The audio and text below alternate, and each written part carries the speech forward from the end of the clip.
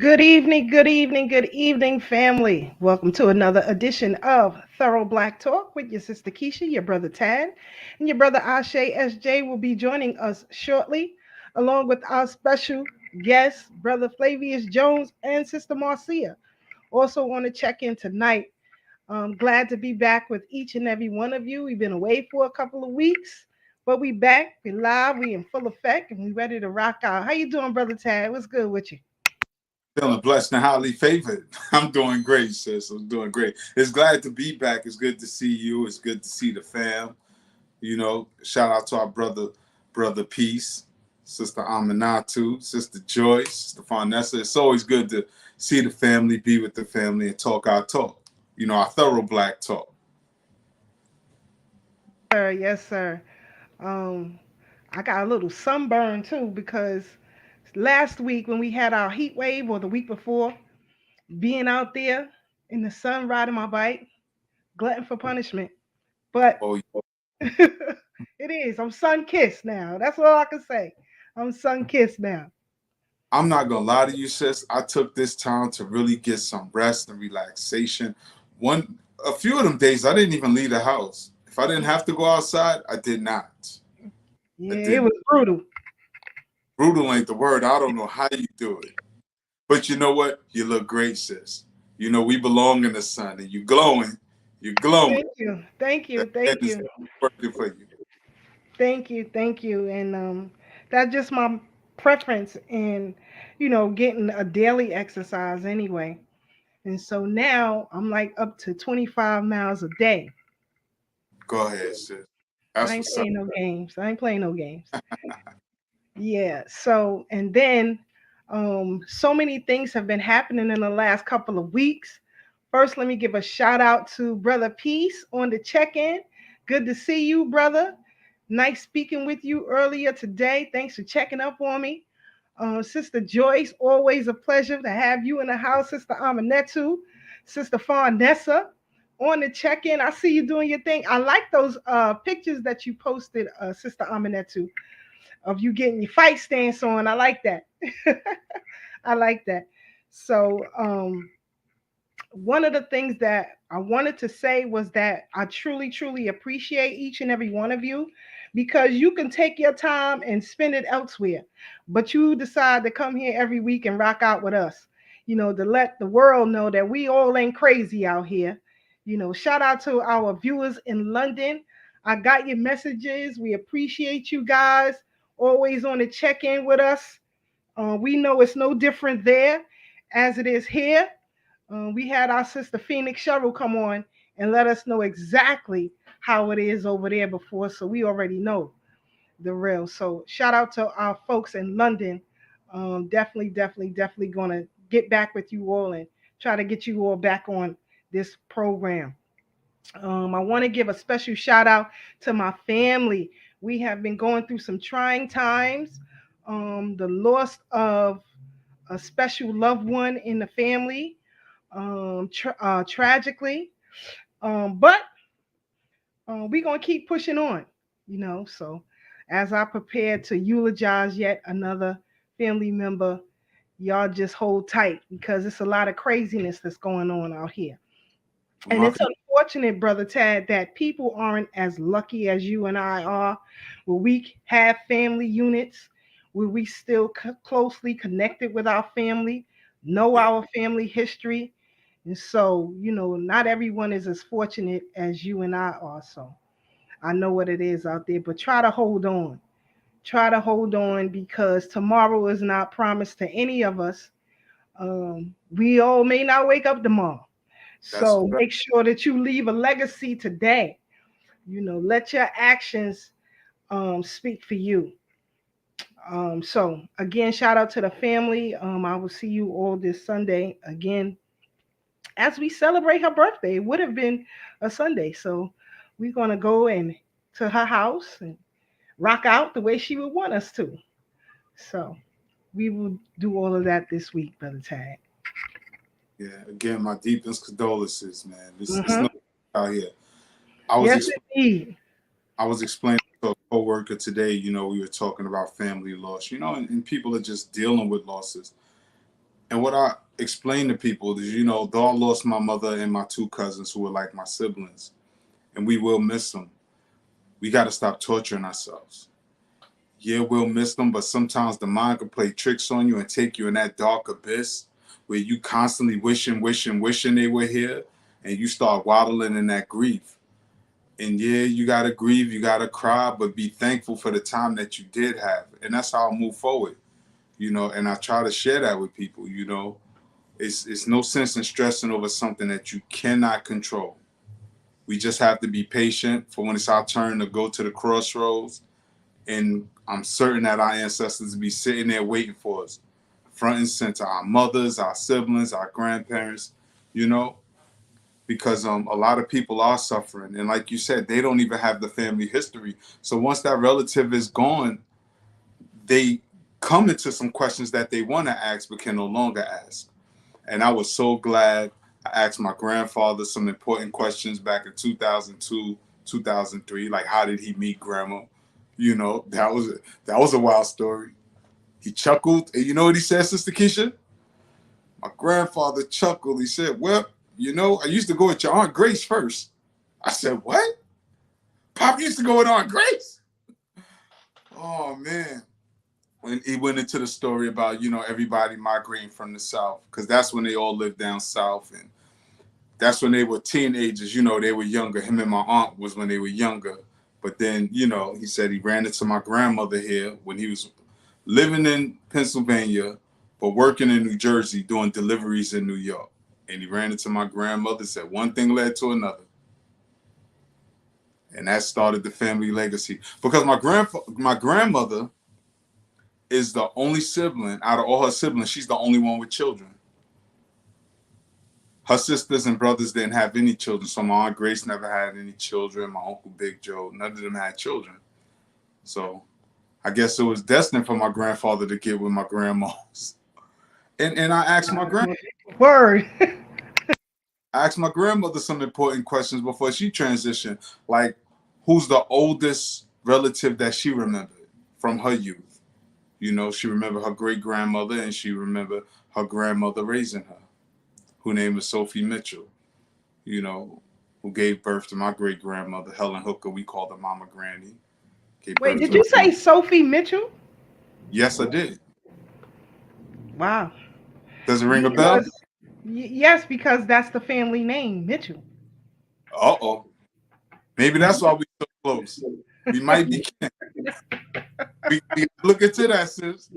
Facts, because last night, you know, I was with the family, of course, her children. We were sitting down, you know, writing her obituary and things of that nature.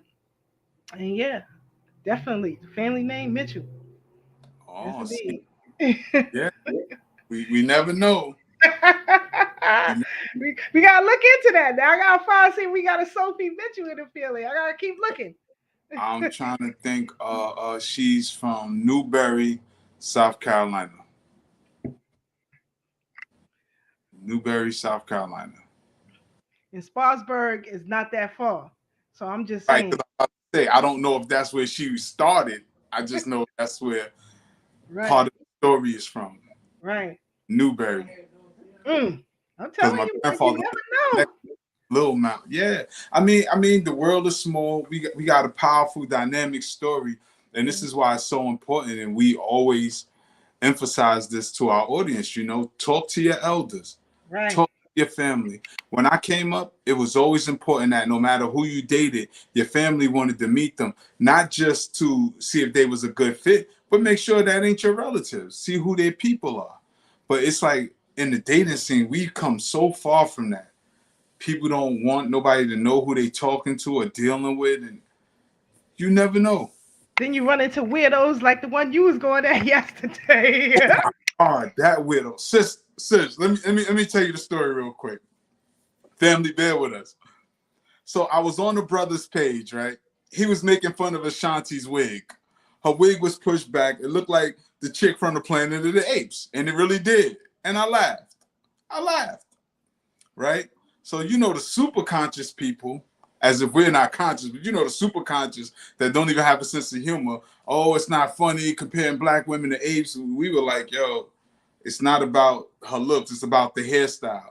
And then they started with you stupid Black Americans. And people, I'm like, oh, tell us how you really feel. They say, yeah, he's probably one of them ADOS people. And I'm like, yo, I'm not even ADOS, but you about to make me side with them. Them and FBAs. And you know what I'm saying? Because then all the vitriol started coming out about how they really feel. And dude was just trying to say, I don't like Black women and I'm trying to compare. First of all, it wasn't even my post. I just laughed. I thought it was funny. I got a sense of humor. And they were mad because I was cracking on them. I was like, I got time today. We can play on the internet all day. And you know, I always say it's a coward's playground because then I start becoming all kind of niggas and this, pardon the language, but you know, I'm like, word, tell me how you really feel. I told him he lost the argument once he started cursing. But then you go to his page, right? And then you see all that foolery. I did not put those filters up. Those are on his page, him and the Urugus. He's the only ink spot in the cup of milk. On vacation with the Urugus, they pets. And I'm like, this the kind of foolishness you engage? He had the audacity to say, oh, a grown man stalking my page, looking for embarrassing pictures. Nah, like I do my investigation. He sent me the friend request before all of this transpires, sis. So I do my due diligence. I'm looking to see, like, what are you into? He's into the Urugus. But this is after I accepted the friend request. I told homie, I said, go through my pictures. You'll see me with freedom fighters and legends. What are you talking about? I said, you're a child. All right, because I got a sense of humor. But don't I always say the internet is a coward's playground? Because my whole position is intellectually he couldn't deal with me, and definitely not physically. But, you know, cowards do what cowards I do. couldn't stop laughing. I was on the floor. Me either. I said, this dude look like an old water bug. First Yeah, of right. all, you shouldn't say nothing when you look like a water bug. So you should really be quiet. You understand what I'm saying? Then, Yeah. like you said, he got the Urugu in the back and Oh, talking trash. right. I'm like, oh my Lord. Yeah. Now, I understand And if it's you do funny, you business. say, I can understand if he's doing business or working with them, but you look like you familyed and coupled up in all kind of foolishness with these people. You know? So I just laugh at it. Yes. Yes, you see this, right? And shout out to my brother Corinne Blitz Johnson. yes, East New York, Penn on Workman's finest. We got to get him on the show one day. We got to have our brother. Indeed. We definitely got to have our brother come through. Yes, indeed. Penn Workman's finest. Salute to you, brother. And I appreciate everything that you do for our people. 100. So, yeah. So you had sent, I think it was you who sent me this, right? I did. And it's funny, you know, you said what you said because, you know, they was trying to come at you on some ADO stuff. Yeah. But, you know, I want our people to see what they saying. Hold on 1 second, and we'll get into it, Brother Tad. Hold on. Be decent. Stay with the white people. They give you that talk. So when you enter America, you already have a perception of African Americans. You've judged them. And of course, they can see that judgment in your behavior towards them. And they see how you are almost like, yes, master, to the Oyinbos. They see, they're not blind. So when they have that feeling of, when they become defensive, when you're in their presence, it's because they see that perception you have of them. So I know I got that talk. And a lot of Nigerians got that talk. So we are over there, we are doing well, we are doctors, we are building houses, we are feeling like, yeah, so we come to the land of the living, we are the land of the plenty, and we are doing well. Forgetting that some people sacrificed for you to even go there in the first place. So is that acknowledgement that the African American community are expecting of us, especially those of us living abroad in America? Okay. Can I say something? A lot of, I can't categorically say every Nigerian got this talk, but a lot of Nigerians that travel abroad got this talk from their family, where they will sit you down and tell you, you're going there. Don't go and talk to those Black Americans. You just go and get pregnant. You get into drugs. You start become the gang banging. They give you that talk that just go to the white community, find a nice place, they just go and be decent, stay with the white people.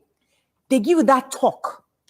So when you enter America, you already have a perception of African Americans. You judge them. And of course, they can see that judgment in your behavior towards them. And they see how you are almost like yes, master to the Oyimbos. They see, they're not blind. So when they have that feeling of when they become defensive, when you're in their presence, it's because they see that perception you have of them. So I know I got that talk. And a lot of Nigerians got that talk. So we are over there, we are doing well, we are doctors, we are building houses, we are feeling like, yeah, so we come to the land of the living, we are there, land of the plenty, and we are doing well.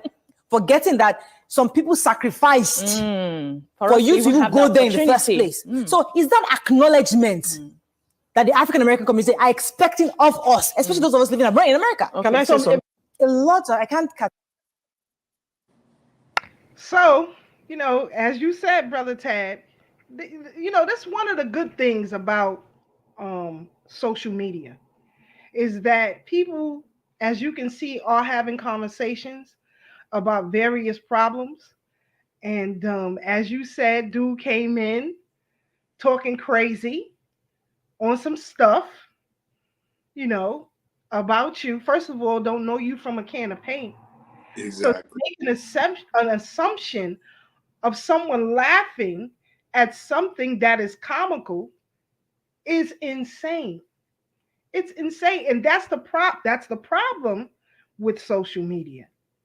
Because people, as you said, develop these alternate realities. They don't even know what real world is. As you said, caping for some poon. But as you look like a water bug, you shouldn't have been in the first place.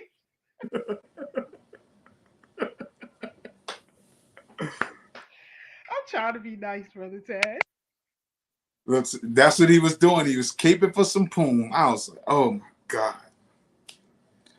And it's funny when people tell me that I don't like black women. Having black daughters, putting my life on the line to protect and defend black women on various occasions. But these people don't know. And he don't know I have a hand problem too. That's why I said I like to meet them in person. To see if they match that internet energy. And they never do. They never do. I keep telling people, I'm like Brother Salih. I'm not that conscious. I will put hands on you. Black, white, purple, or green. Facts. I'll put hands on you quick. Don't start with me. And it's, something that you said we don't do anymore. My brother mentioned that last night when we was with the family. He said now, back in the days, you would pull up in a certain projects or any projects and 2 or 3 dudes standing outside. The first thing will ask you, who you come to see? Who you come to see, yeah. He said now, it's a free-for-all. Everybody coming in. Ain't nobody saying nothing. There is no code anymore. That's a fact. Code. That's a fact. And it's so sad because, like we were talking about before on the previous show, we knew our neighbors. So we knew everybody in the building and we knew all their visitors. So if you're an unfamiliar face, you getting checked. You're not just going to walk up in this building. And it's not for our safety as the defenders, but it's because we got elders living here. It's because grandma live here. Because we got our children here, our nieces and nephews here. They're defenseless people that live in this building. And we are the first and last line of defense. Because if your answers don't match up, you're not getting in this building. I remember one day me and Doggy was on our stoop and some dude was trying to go in the building. We was like, yo, Duke, where you going? He's like, what? I'm going to see my man. Who your man? And he couldn't name him. He's like, nah. And me and Dog gave each other this look, but he knew my sister's husband. And my sister's husband just happened to come like, whoa, chill, wait. But me and Dog gave each other that look like he about to get punched in the face because we didn't like his response. Because in our old building, it was 6 apartments. 2 of them already belonged to my family. And we knew the families in the other apartments for decades. We all grew up together. So his answer wasn't satisfactory, but we almost gave homie the business. But nobody does that anymore. Dudes like to front on dudes they know. They don't like to keep the invaders and the outsiders outside. They let too many people in the inner circle. And if we're supposed to operate it as a village and get back to our code of conduct and our principles that a lot of us was raised on, we really have to stand on that and teach that to the youngins. You know, I'm it's only but so much kumbaya I'm doing. You know, I think if a conflict could be resolved. My kumbaya is real limited. You already know. Yeah. Because you know what it is, Sister Keisha? Because I keep telling people, when I'm on go time, I'm not going to argue with you. It's going to be a felony. The folks are going to get involved. Police are going to be called. Warrants are going to be issued. You know what I'm saying? I'm not going to sit here and play and sit here argue and then get on Facebook talk about how I told somebody off today. Like, yeah, I told him off. Nah, it's not going to be a post. You know? Exactly. Like a couple of events we had, I showed up late. And people was like, yo, where you was? I was handling business. You know? And I think that's important because too often we're letting things slide in our community. I saw a video earlier today where the sister caught her man cheating and he beat her up in the train station.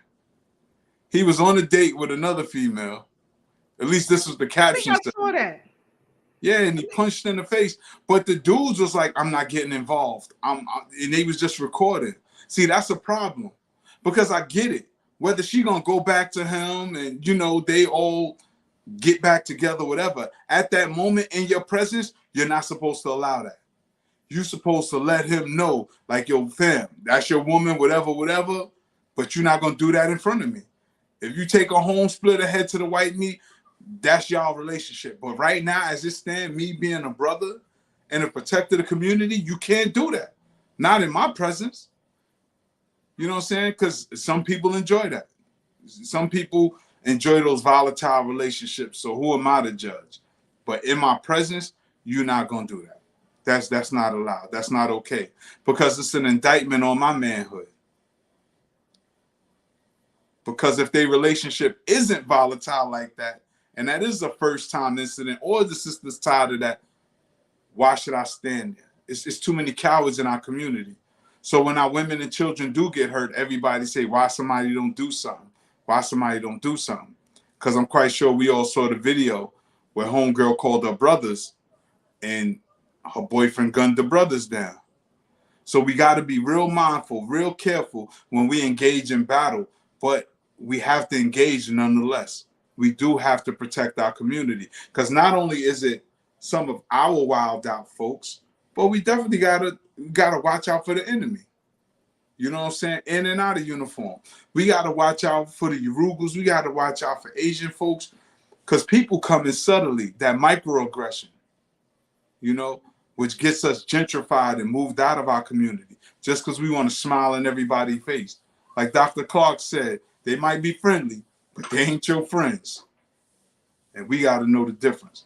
But I'm going to step off my soapbox. Exactly. But, you know, we want to stay in this very vein, you know. And I like where brother Blizz said, Corinne Blizz said, you know, a lot of these things are divisive in our approach with one another. Um, we have to be very strategic and mindful because, as you said, so many things are coming at us at once. We have no choice but to rely on each other. We have no choice. But there's rules to this. It's a fact. There's rules to this. Everybody can't float on the boat. There's rules to this. And we're not playing with you. We're not playing with you. Now, Terrell Owens, football legend. Mm-hmm. Now, I'm football illiterate. So I'm going to rely on Brother Tad and somebody else. I don't watch sports. Anyway, he's supposed to be a legend, right? He's a legend. Now, he is a black man who is known to engage with Urugu, got children with Urugu, but a Urugu pulled up on him and let him know exactly who he is, whether he wanted to believe otherwise or not. Check this out, family, and then we'll come back and discuss it. But there is no stop sign. What are you talking about? But you didn't have to get out of your fucking car. You didn't have to talk to me that way either, Karen. You're a black man approaching a white woman. First of all, you had your boy right here, your husband right here. So first of all, I don't do that type of stuff. You did. You put your car in park and you came at me. First of all, I didn't come at you. Yes, you did. You can stop all of that, Karen. He literally came after me. Here she crying. There's Karen. Look at this. This is unbelievable. Swear to God, I've never been a part of nothing like this. I've seen it. I've seen it. I've seen it. Yes, I've seen it, but this is firsthand. Oh boy, she's crying. Oh my God, this is real. This is real. This is real. Here you go. Her husband tried to tell her to go in the house, but now she wanted to do the whole Karen thing. So I'm gonna be here with my camera to show everything. First of all, you need to stop that. You were speeding through the neighborhood. He was not. I was in the garage. You're lying now because I was sitting in the garage. No, this is real. This is real life in 2022. This is real life Karen stuff. She crying. I've never seen. I've seen it on TV. I've seen it on video, but I've never really been a part of something like this. And I mean, she crying. Bro, she just brought them tears out. She just brought those tears out before she got here. It was fuck you this, fuck you that, everything. The police showed up. Oh, the tears start flowing. He ran. Well, God, he know he black now, huh? Yeah. He know that Urugu ain't the better part of the equation anymore, or at least I hope. But I know some people are glutton for punishments. Your thoughts on that video, Brother Sad? Well, you know what I always say. Those women are so intricate in so many historical assaults and massacres against our people. Whether it was Rosewood, Florida, whether it was Tulsa, Oklahoma, whether it was the Central Park jogger case, whether it was the Scottsboro boys, whether we talk about Emmett Till, like, come on. Like the list goes on and on and on, and they're always at the core. And we see how quick they are to turn on those waterfalls. And she was honest. She said, you're a black man approaching a white woman. She's speaking to the psychology that many of us black folks don't pick up on. See, they know what they're doing. They've always known what they're doing. Like Dr. Khalid said, they are the military manufacturing factory. This is where all of them come from. All white people come from white women. They know what they do. Though we know historically white men love each other and they only use their women for procreation, they also use them as a catalyst for their aggression against us, saying that they're saving the purity of the white woman and the white race. In fact, when Roe versus Wade was reversed, who spoke in favor of it to Donald Trump, saying thank you for saving the white race? See, a lot of white women are just as racist as white men, if not more. But we got to peel back the layers and realize now, after the civil rights movement, and they started identifying quote unquote minorities, they added the white woman into there, just so that the money could make a circle, so that they get the government grants from the white man, give it right back to the white woman to bring it back to the white community.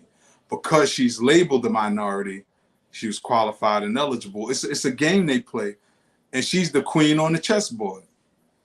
But many of us are still playing checkers. Some of us is playing pity pat and spades when these folks are playing chess.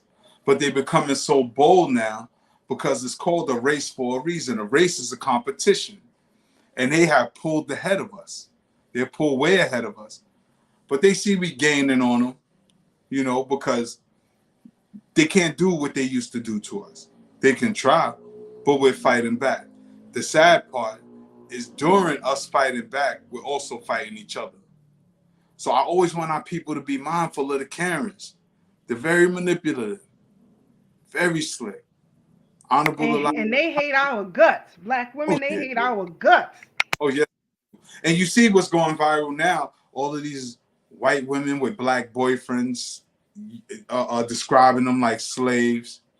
You know, and that's what I wanted to say about T. Owens, because it puts me in the mindset of William Roden's book, The $40 Million Slave, and how we were always recognized for our physical prowess, just like during slavery. You know, how we're not looked at for our intellectual capacity. Though we not only did we build this country, design Washington, D.C., created most of the inventions that's used around the world, whether stoplight, gas mask, phonograph, peanut butter, you know, super soaker, internet. We've done it all.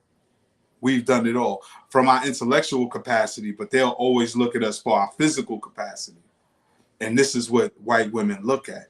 They don't look at who we are as people, as kings and the gods that we are. And this is history saying it. Now, Brother Tad, this is historical. This is written on the walls in Kemet. This is written in the books in Greece and Rome. This is what they wrote. You know, this was Plato, Aristotle, Socrates, and all of these people wrote. Hippocrates said it himself that he learned from Imhotep. You know, so this is not nothing I'm making up. This is what scientists say, that we are the only ones that aren't descendants of Neanderthal, that we are the original humans on the planet. But we've been knew that. We've been knew that with Dinknish, who they call Lucy. But even dealing with that, look at the white woman that stabbed the brother in Florida. Now she's arrested because they released the footage. But look how long it takes, because they got that little bit of privilege, but their time is running out. But in the interim of their time running out, with the collapse of China and their you know, in their economy, we got to step our game up. We got to stop hating on each other, because you could lose just by forfeit. And we too skilled to not win this game. As Dr. Claude Anderson said, racism is a team sport. And we better get our head in the game. That's right. And get on the right team. I see we got Sister Marcia on the check-in. We're going to bring it in, and we're going to stay with that very vein of what you were saying, Brother Tad. Hold on. Well, no Sister Marcia, what's good with you? Africans on a rise in the building. How you feeling? What's good, sis? Peace, family. How's everyone doing today? Peace, sis. What's good, the word? Good. Hope all is well on your end. Everything is well on my end. How are you holding up, sis?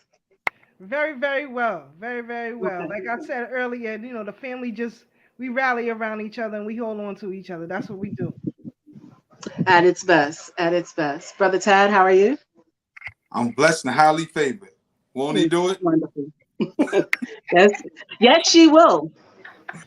Well, she can do it. That, Sister Marcia Holy. Look, she can do it. Brother Tad, go ahead. I said she can do it too. I said, won't he do it? Sister Marcia said, yes, she will. We all can do it. Yes, yes, indeed. I say it takes teamwork. That's right. Teamwork. Teamwork. That's right, Brother Tad. So, staying with that very vein, family. I think it was in 2017. An article was released in Science Digest. And it was a discovery of the oldest humanoid found. Of course, we're in Africa. Female. The most complete that they've ever found. And when they found her with the clenched fist. So, hold on, family. We're going to get into this. Let me tell you something about Littlefoot. She is a lady. She is a lady.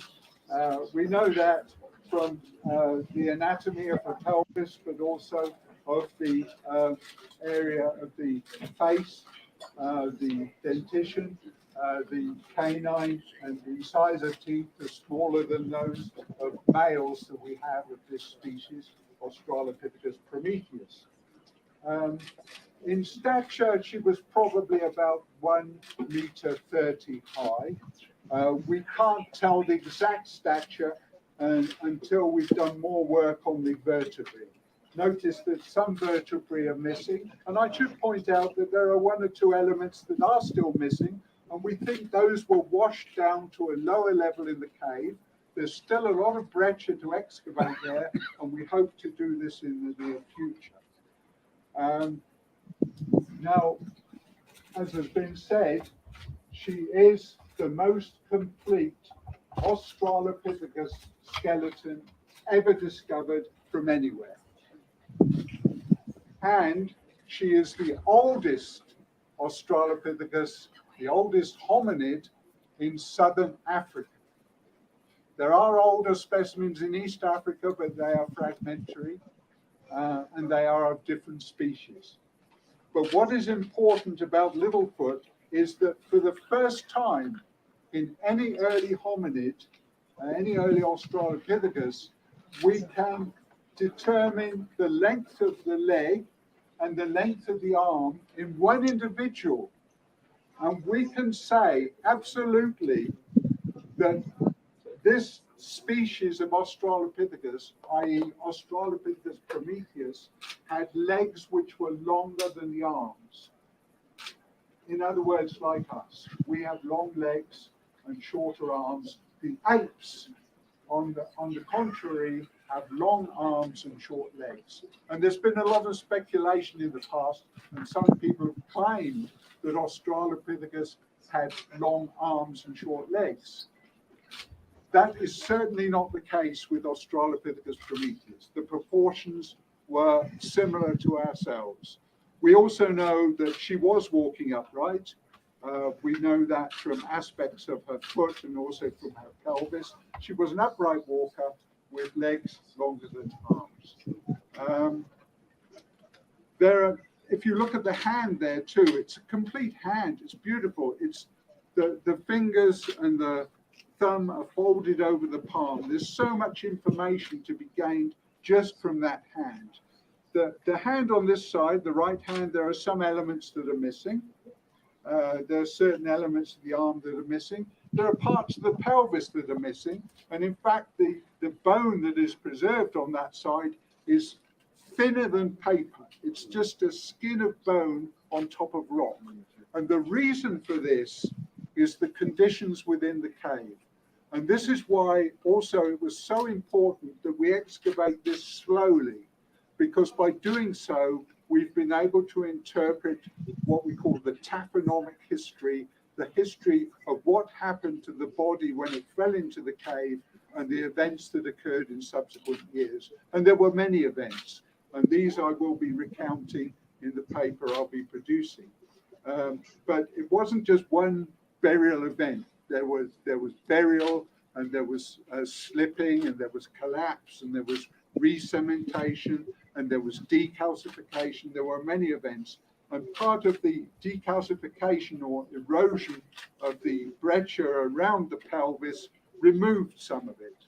And unfortunately, we will never recover that. It was turned into pulp and washed away millions of years ago.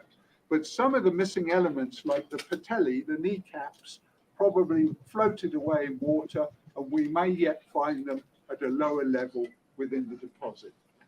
So we're very excited about the prospect of continuing the work in the cave and perhaps uncovering some.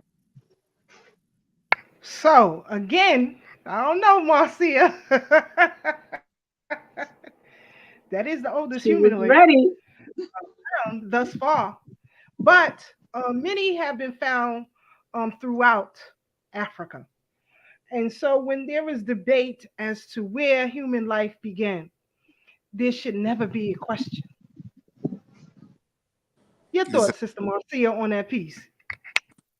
Well, raise fists, always ready to fight, always in a struggle, always ready to do the work for the people, right? So that's the calling from our ancestor. When we hear that, when we see that, and they're telling us too, right? But they don't understand the significance of being always at the ready. I find it interesting that they keep saying she fell or she slipped further, as if, I would think that they always say caves are sacred places, right? And in some traditions, when people are transitioning, they go into a cave to take that next passageway, right? And just to say that she just slipped in the cave, or maybe the sediments just kept on falling deeper and deeper as if it was a problem, like that cocooned her for you to even study her right now. So we should say that, or he should say that with some more enthusiasm. As I hear it, I'm pleased to hear that, you know, we can still study our people in their most authentic form without a question, but we should be doing the studying, right? We should be the ones excavating. We should be the ones going to research and find out about our people. Why is it always other people ready to study and we are always ready to dance and party? You know, I think that's a failure of our community, that we aren't at the ready to study and to get people to really understand the positive attributes of studying.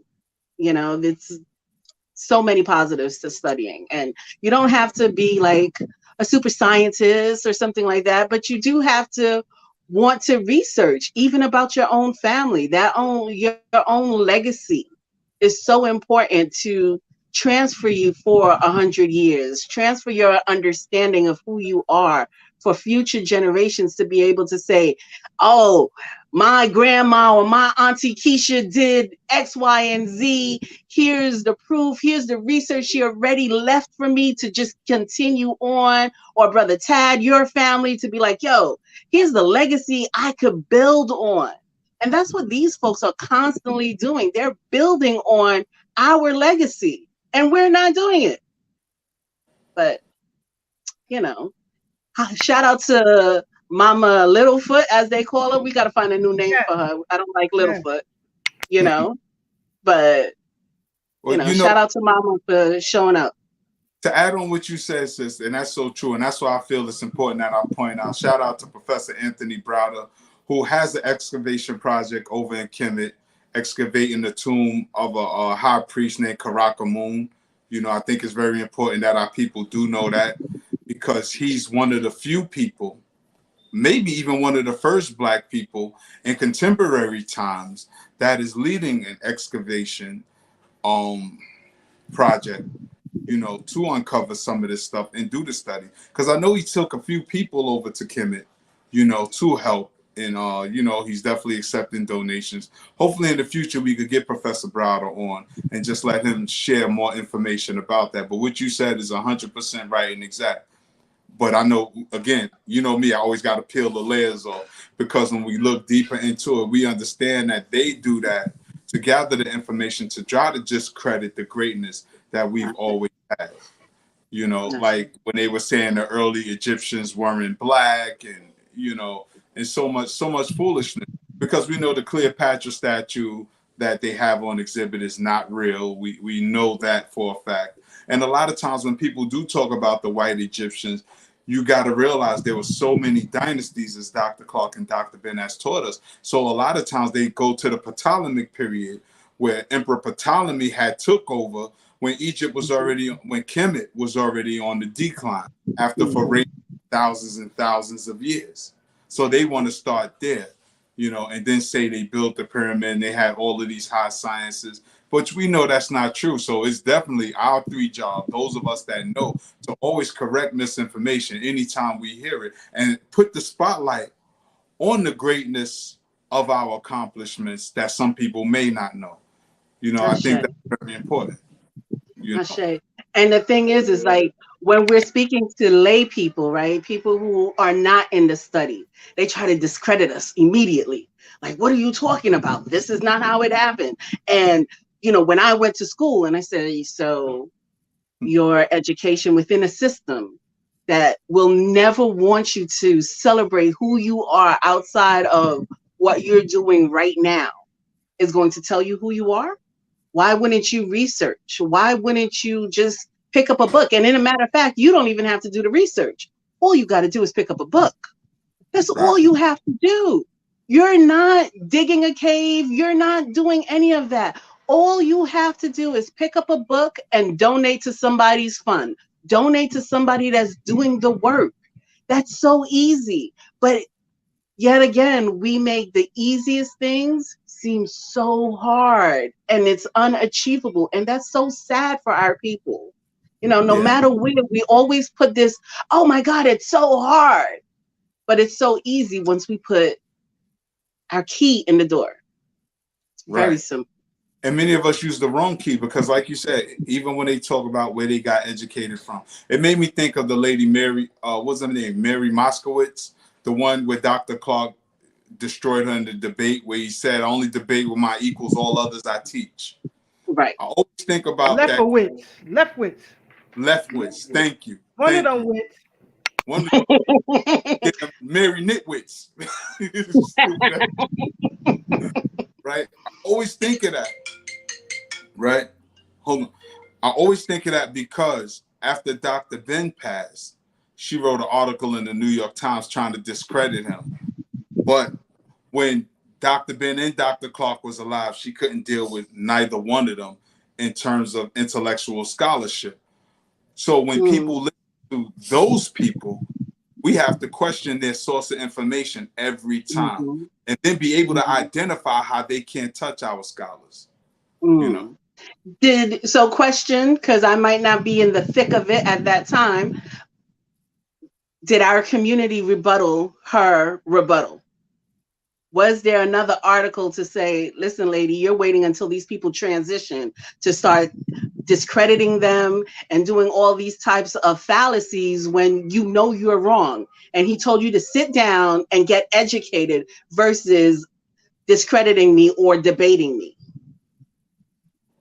I think they were done, but again, we don't control the publications because who's really going to let us get into the New York Times? So it'll only be an hour information, just like when peace be upon Dr. Francis Cress Welsing transition and how Mark Lamar Hill was in agreement with that homosexual that was saying very inflammatory things about her.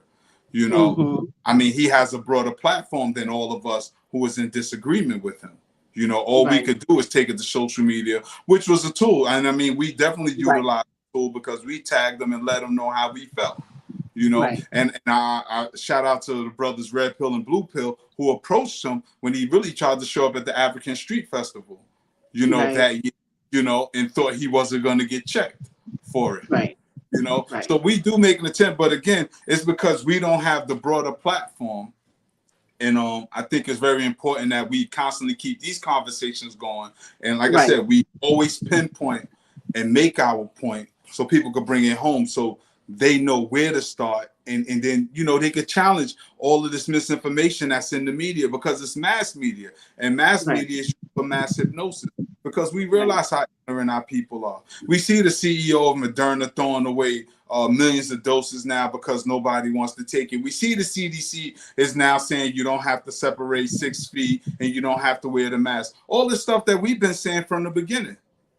We've been saying from the beginning, but of course, a lot of people don't read, don't study. Of course, you want to listen to a white man. I always direct people, read Behold the Pale Horse by William Cooper. But then I also tell them, go see our ancestor, Baba Dell Jones, the war correspondent, when he wrote the book, Invasion of the Body Snatchers, when he talked about this specific time, when he said there's going to be a civil war against the white nationalists and the globalists. And Donald Trump is a white nationalist. Remember, when he said that, everybody was up in arms. But who is Joe Biden? Who is Barack Obama? All of these people are global. They are globalists. They're trying to create a new world order, one world government where we're all under one rule and we just lose all of our rights. Because right here in America, right now, as we talk about the Second Amendment and things of that nature, you know, people keep talking about guns for hunting when the Second Amendment doesn't mention anything about hunting. It talks about a tyrannical government. And we see this government as tyrannical because as sure as we just saw Littlefoot could have been a transgender far as we know. But what the science say? But we know that's not true. But my point is that when all of these training and find the bodies, we're going to know that these were males and females, not binary and Z, all that foolishness that they're trying to force on us. But Malcolm said you can't legislate morality. A lot of this behavior is immoral. It is immoral, and they're trying to make us accept it. And it goes against everything we believe in, our God-given right to worship our God and keep the tenets of whatever religious system we believe in.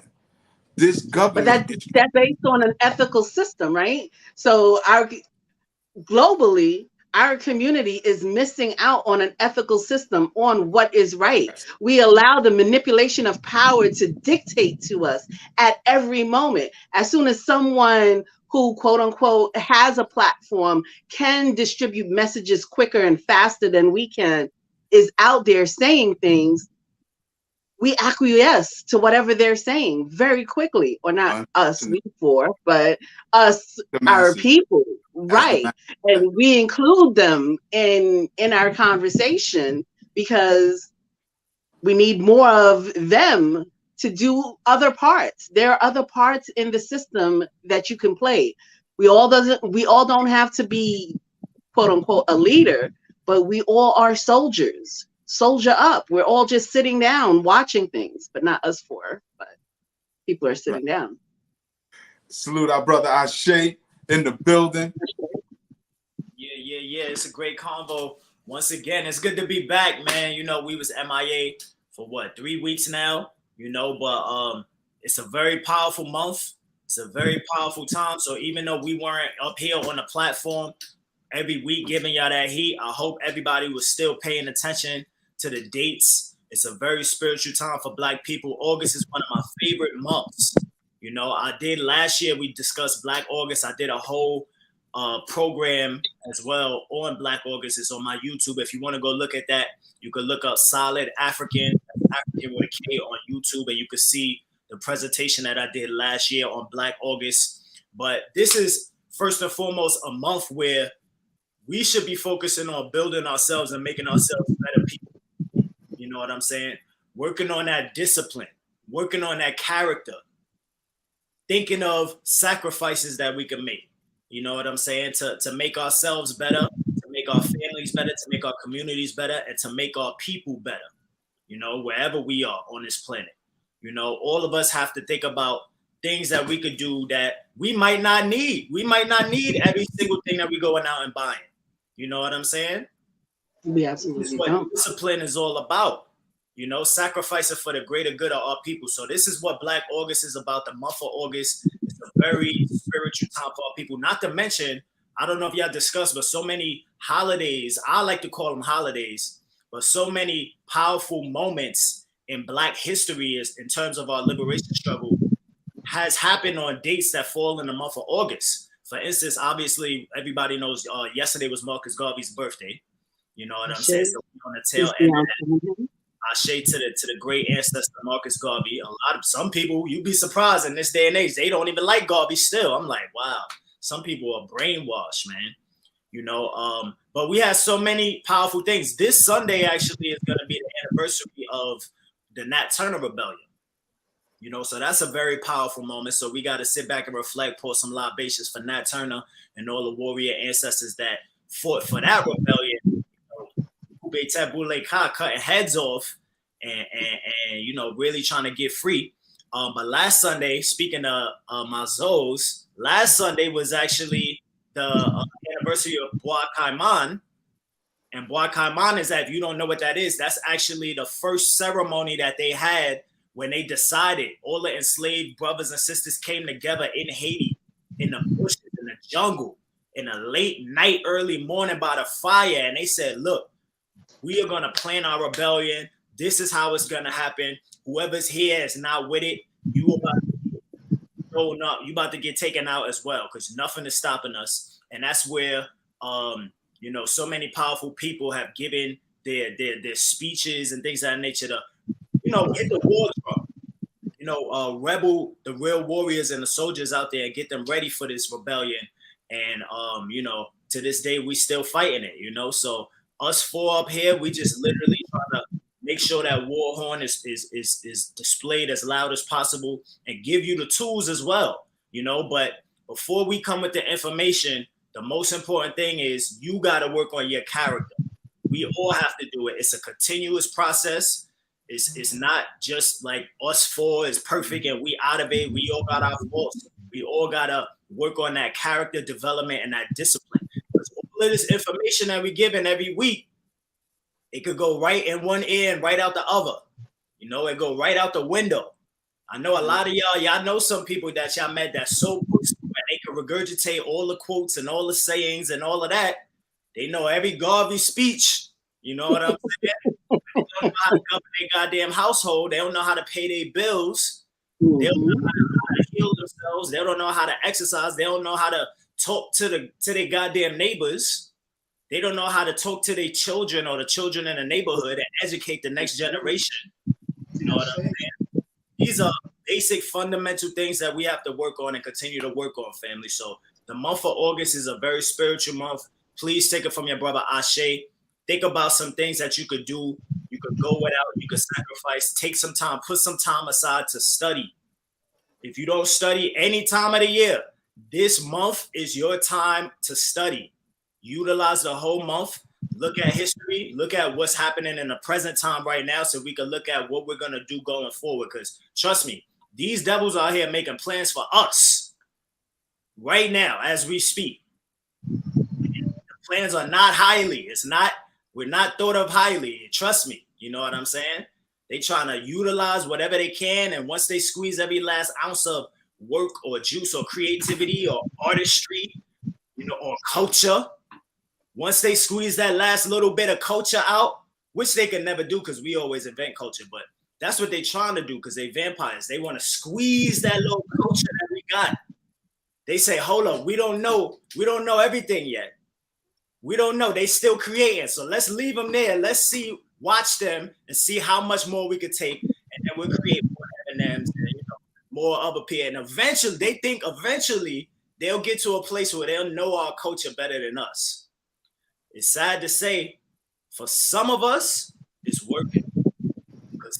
Because we invite them in, right? When you invite them in, when you're inviting them in to participate in ceremonies, to participate in the silliest thing, even a meal, even a basic meal that's not authentically theirs, but authentically yours.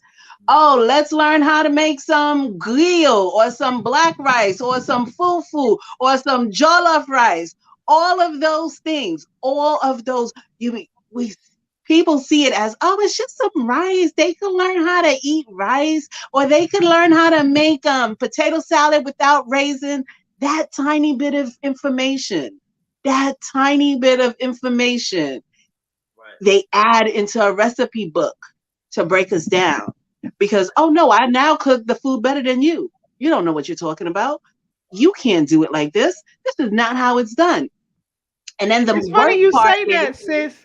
It's funny you say that. I was watching the Food Network, and I was watching an episode where you had one of the chefs talk about him going to the Virgin Islands. And this is his exact words.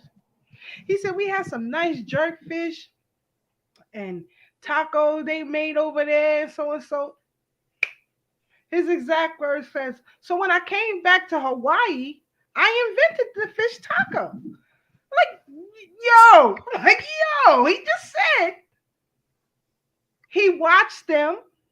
This is his exact words. He watched them. He worked in the kitchen. Yeah. And then came, but I ain't going in on that. Because as Brother Ashe said, this is Black August, family. And Brother Ashe is just getting started. So before he goes in, I'm going to put y'all in the right frame of mind for this. Because I want y'all to feel what Brother Ashe is saying. I want you to understand what he is saying, especially as it relates to building character. Because if you are to rebel, your character must be intact. Because you have to know who and what the enemy is at all times. You can't take your eye off the prize. That comes with character development. Now, how do I know that? Because the ancestors said so. Hold on, family. Y'all always know I got the videotape. Stop playing with me. This is about the revolt of 1811 in Louisiana. Hold on, family. Here we go. You're listening to the of a freedom fight that echoes across the centuries. Each step on this 26-mile march along this Louisiana road is a measure of a story that has been suppressed until now. What's happening here represents a piece of history you probably never learned in school.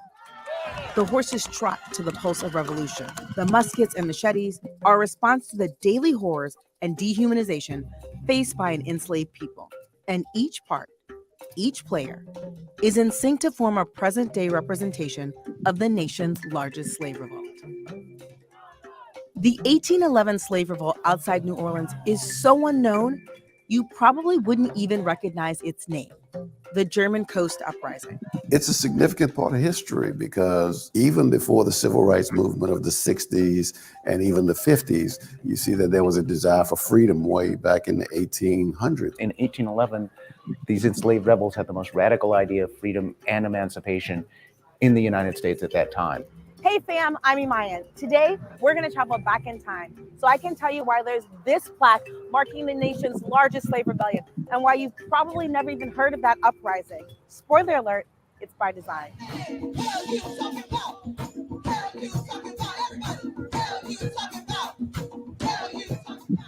This is what more than $1 million looks like.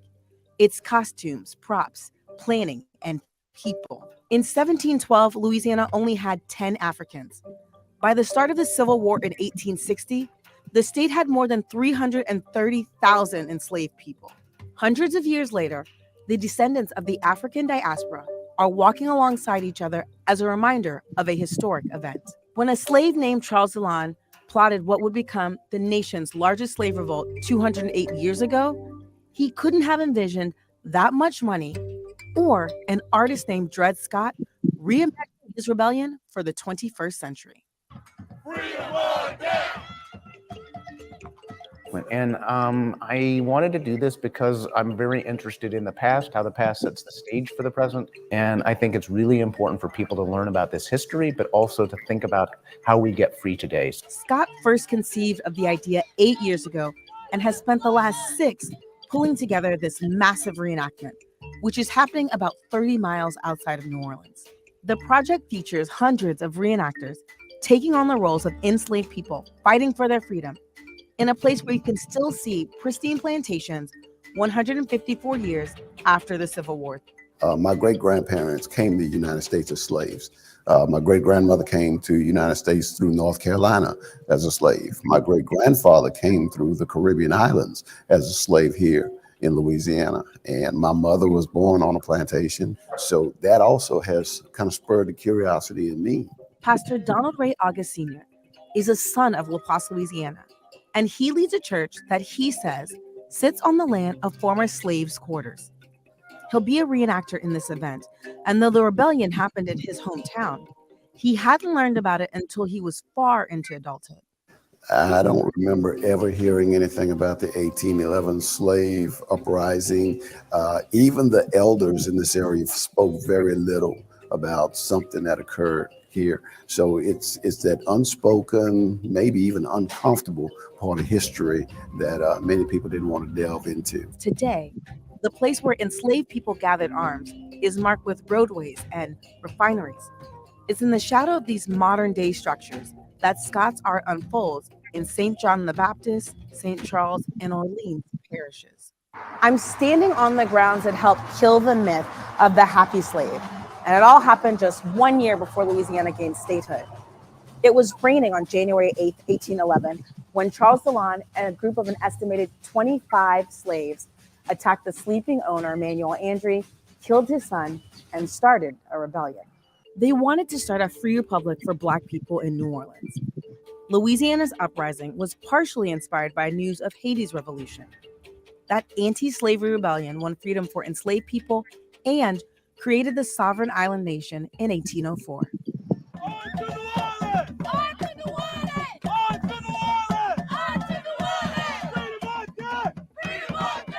What does it feel like to be dressed up and embody the spirit of one of these rebels who was enslaved and fighting for freedom? This is just like wearing a mask that gives that energy. I can walk until tomorrow. I will not feel tired. I'm telling you. Ibrahim Asek is one of the people who advised Scott as he organized this project. As the director of research for the Whitney Plantation, he spent his entire career studying the transatlantic slave trade. And he says it's his duty to educate people about the African diaspora. Some people don't want you to be educated because, educated people cannot be enslaved. I met people who had traveled from as close as Mississippi and as far off as Washington, D.C. to participate in this demonstration. There were also many locals. Having the community's involvement was a must for Scott, a person who more than 30 years ago named himself after the man in the Supreme Court's most infamous decision. In 1847, Dred Scott unsuccessfully sued for his freedom. 10 years later, our highest court said no person of African ancestry, whether they were free or enslaved, could become a U.S. citizen. This particular story is also suppressed because from day one, the governor actually spun the story as there's not much to see here. The French colonial society was terrified of the slave rebellion and the possibility that it could have been successful. They also wanted to downplay its significance because they didn't want people to think there was huge numbers of revolting and rebelling enslaved people. Another reason this major event is lesser known may be because of this: Jim Crow. Jim Crow was another trauma, another layer of trauma. I think that trauma, that newer trauma, just did hide the old trauma. The segregationist laws across the Deep South made Black people second-class citizens until the Civil Rights Act passed in 1964. Unlike 1811, the 2019 version of the rebellion successfully makes it to New Orleans. Scott was deliberate in his choice not to visualize the uprising's brutal ending. That white people did some terrible things during the times of slavery, that's not news.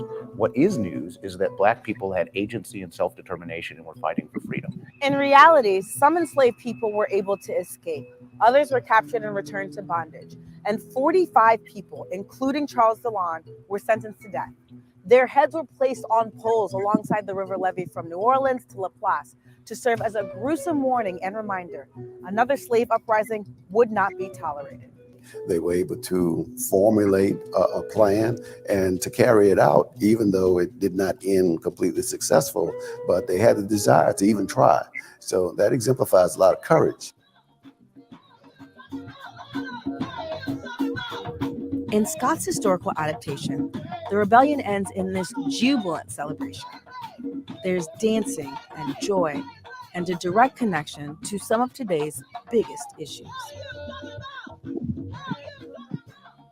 We don't have those same obstacles today, and yet we need to fight in as determined a way as they did. Mm-hmm.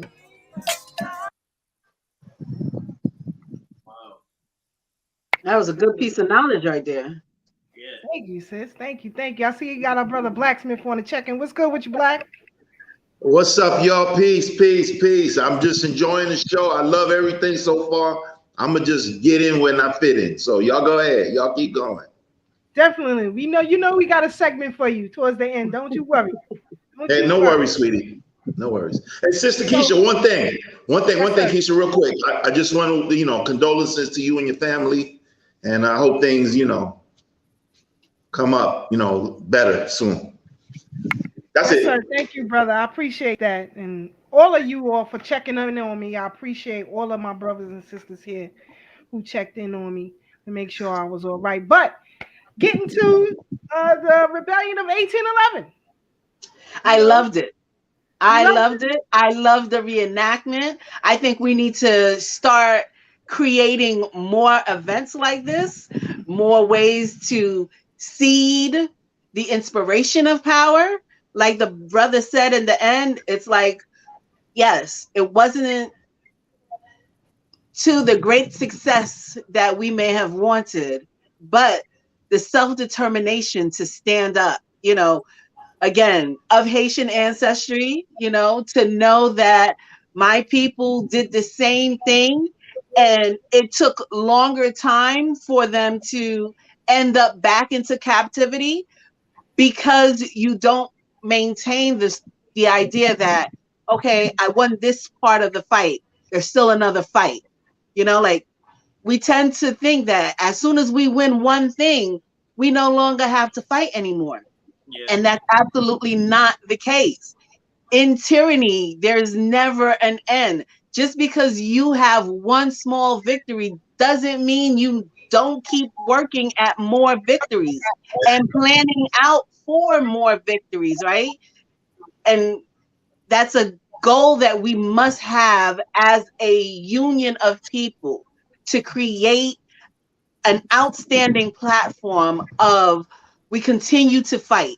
We don't stop. Like, our generation, we really never did anything big against the system. You know, we've always done small little pocket things, but nothing really huge as our mother's generation and their mother's generations, who really put in an effort to show us what's possible. And because we don't think that anything is possible, even the children in front of us don't think anything is possible. And this is a real sad reality that we must face. And if we don't change it, it's going to be so much harder.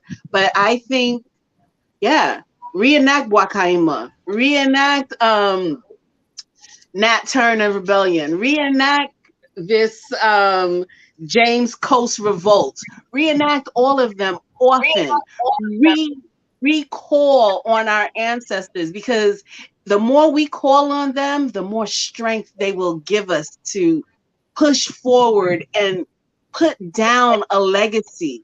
That's something that we are actually haven't done as a Generation X. We've shown facts. No, I was agreeing, but so Black Lives Matter don't count, right? No, they don't. I'm sorry. I They just may matter to someone else, but when Black life matters, it really matters. And you see it in the education that you're providing to your children. You see it in how you walk in the street. You see it in what you listen to every day. And I'm not saying some of these songs out here aren't great things to listen to, but you can't hear that for 18 hours a day. You know, people out here are listening to trigger music for 18 hours and then turning around and killing people. And then we're wondering why? Why is all of this happening? Yo, you know, it's interesting because in the video, you know, and shout out to you, sis, being a big Zoe in a house.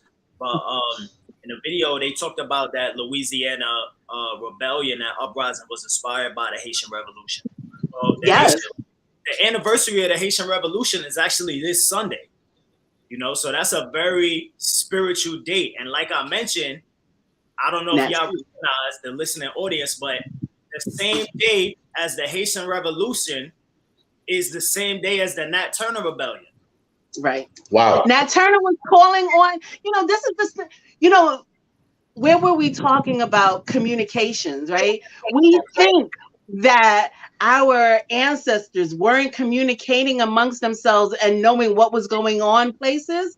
They knew. They didn't have platforms like social media, but they had oral conversation. People are traveling on boats. Yes, there are captives, but there are people that are not captive and can spread messages, or people listening to Master having conversation with somebody and relaying that message. So the message was constantly out there.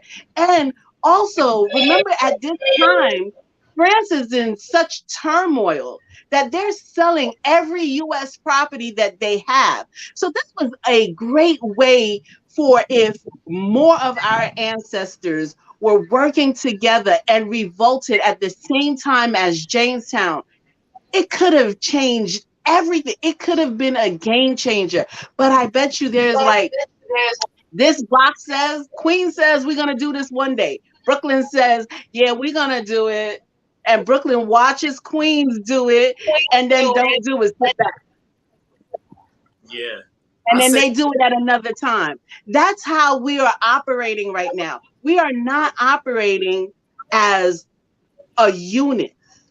You know, we are not using unity as our platform. And that's one thing the Haitian Rebellion can teach us, right? Because from the North, the South, the East, and the West, they said war, everyone was warring in their little sections. Everyone was warring. They talk about the North's war a lot more because of what was happening. But the South had great wars too that are not mentioned enough, Yep. you know? And so that's the thing. That's what made them able to conquer France, Spain, Germany, and all those other countries that were vying for the island, the Pearl Island of the time, with all its sugar and all its gold that they wanted. Yo, sis, that's so deep what you're saying. Connect right into it again, yo, because you were saying earlier about like our generation, we didn't really make a huge stride or make a big impact, like the generations before us. I think the closest thing we ever really did that we had going was the Ferguson uprise, because we had such an opportunity. And I'm bringing that up because if y'all remember, that also happened in August, family. So listen, August is a very spiritual month for Black people. Forget Juneteenth. That's cool. I'm not taking none away from that. I'm not taking away from Kwanzaa and all of that. But August, family, I'm telling you, when it comes to uprising, Black power, freedom fighting, activism, August is our month, family. But Ferguson, we had an amazing energy and amazing stride that the warrior class made out there in Ferguson. And what happened, just to tie right back into what you said and what Taz said, who's calling me right now?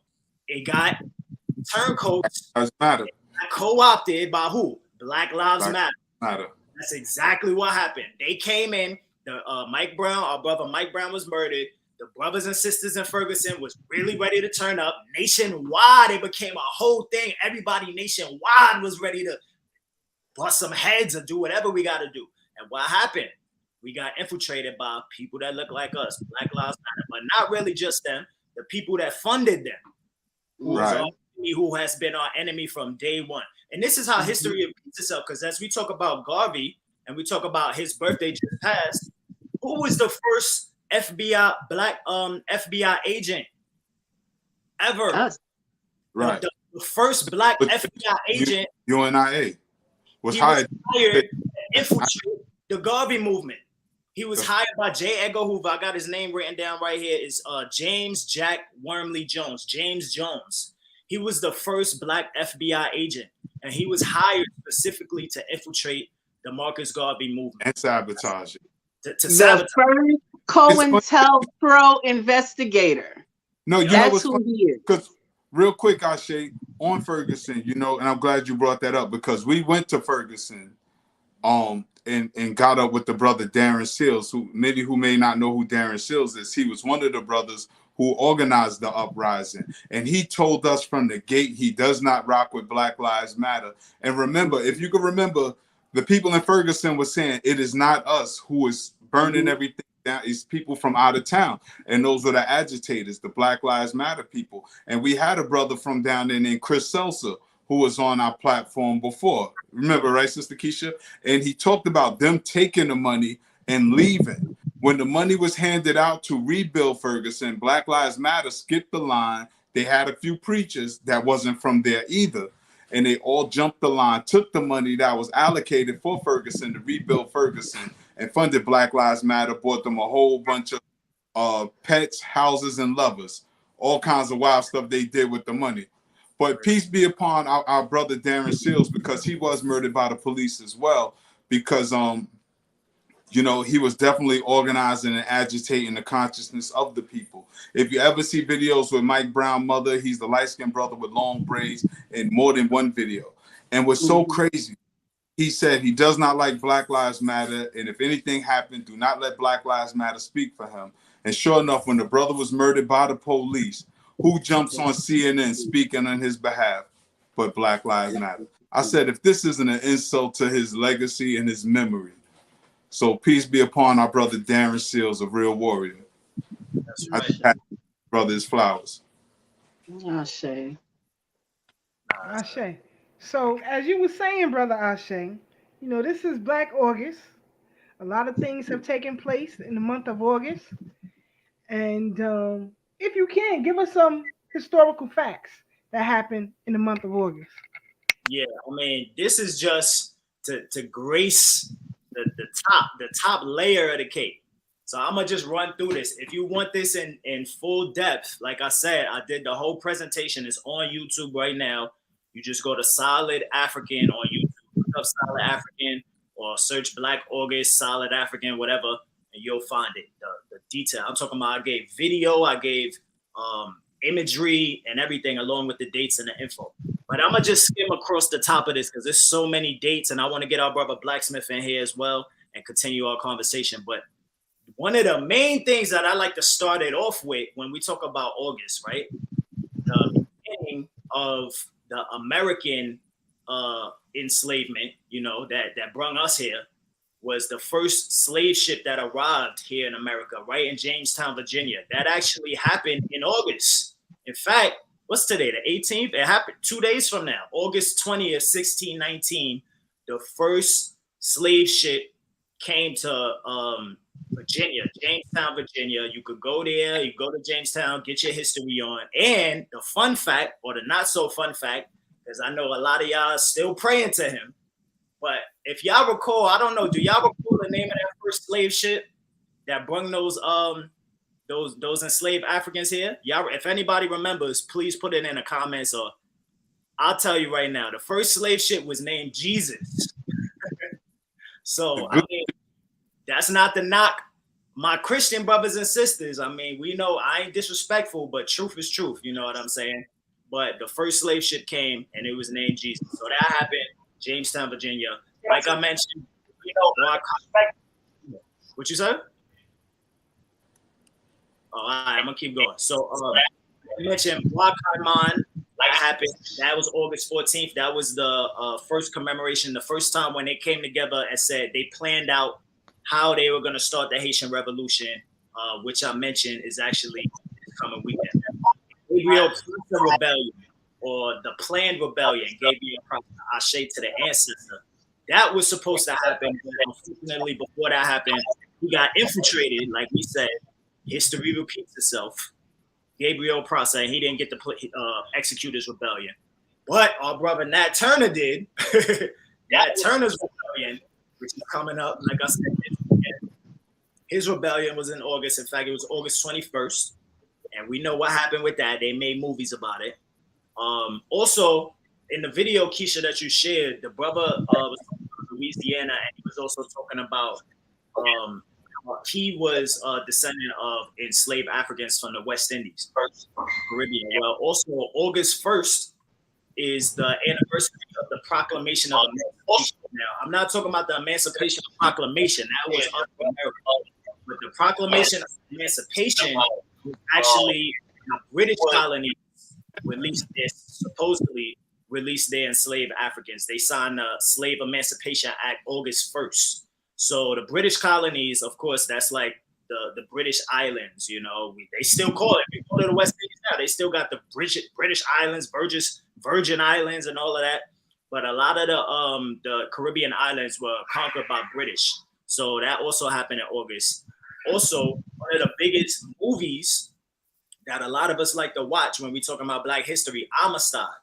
Well, on August 26th, the U.S. Washington, which was the U.S. Navy brig, that's when they seized the Amistad.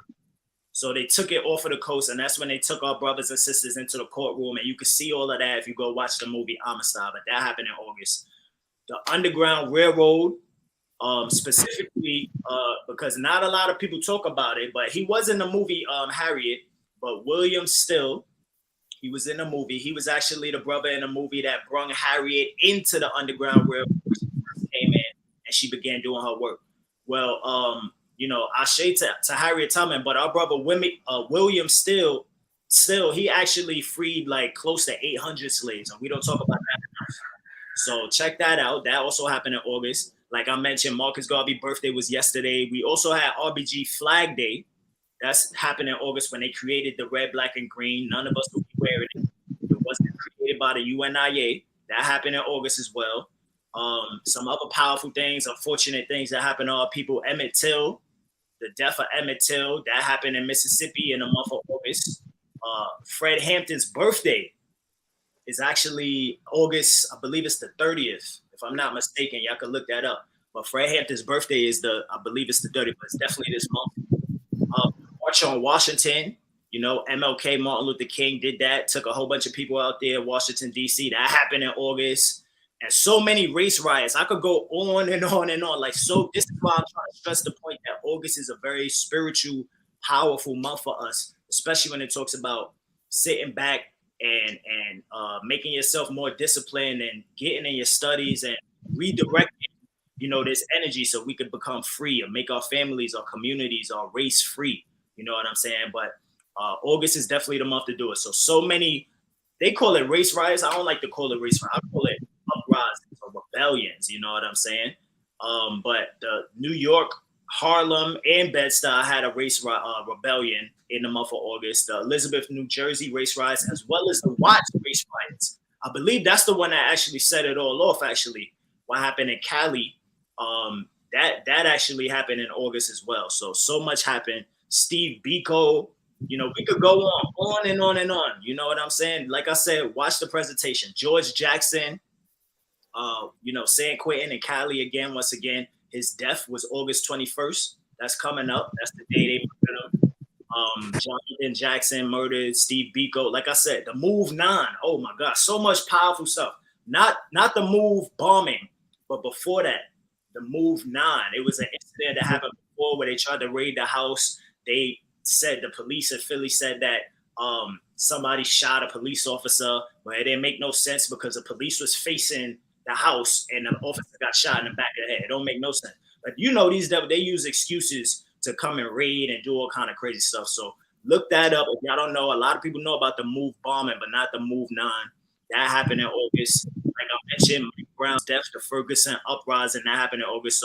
So much stuff happened in the month of August, family. So go check out my video if you want to get the details. I go into full depth on a lot of those things that happened in the month of August. But even more important than all of that is, like I said, just make sure that we are focusing on ourselves. Go deep inside of yourselves, work on that EVA, build up that character, develop that character. Make sure we are doing good. Some things that you could do for Black August, you could fast. You know what I'm saying? It depends on what kind of fast you want to do. Make a choice, but fast is always a good character development thing because it helps you to build discipline.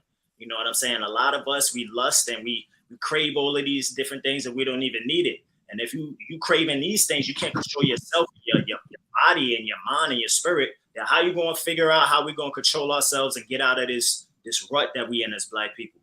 So Black August is literally, I don't like to use the word holiday. It's not a celebration, but it's a commemoration.